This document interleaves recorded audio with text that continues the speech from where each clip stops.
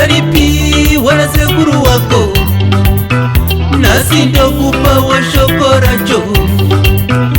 Warisvitsa wakuzizukuru, ndokumbira wauteresese, wagoritsindidza muhana. Iwewo nguva yeupenyu, paunenge wasiya wapakura. Iwewo nguva yeupenyu, paunenge wasiya wapakura.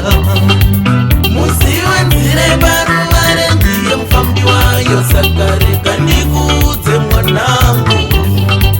Musiwe nzire baruvare, ndiye mufambi wayo, saka rega ndikuudze mwanangu.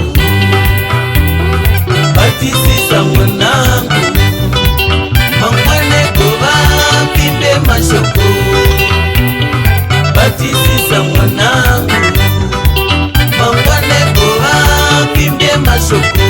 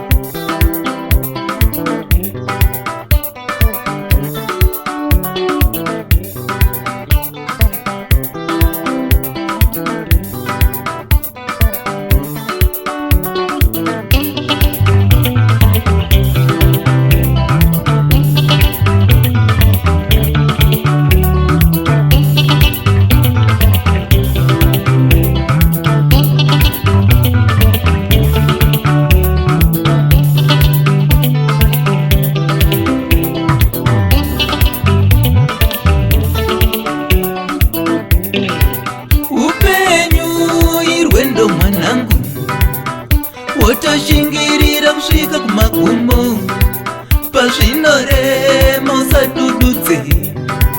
Hauna kuberekerwa mudzinza rembwende, upenyu inhava yebenzi. Wakatakura zvakawanda, saka sarudza zvakanaka. Zvakaipa ukande kumarara, wakaberekerwa muzvakanaka. Saka chakanaka chive muropa, chese chako chawakapiwa, hakuna angachibvuta. Chose chako chawakabata, hakuna achatora.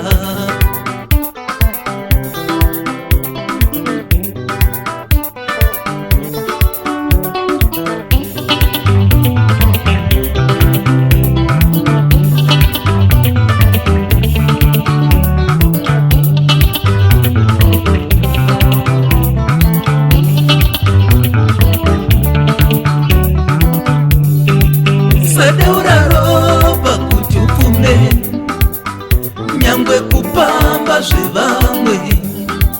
Kupfuma kwako kuve kweziya, ushandise njere mukurarama. Pandakafamba urondetsoka, pandakanatsa uvandurudze, pandakakuta unatsurudze.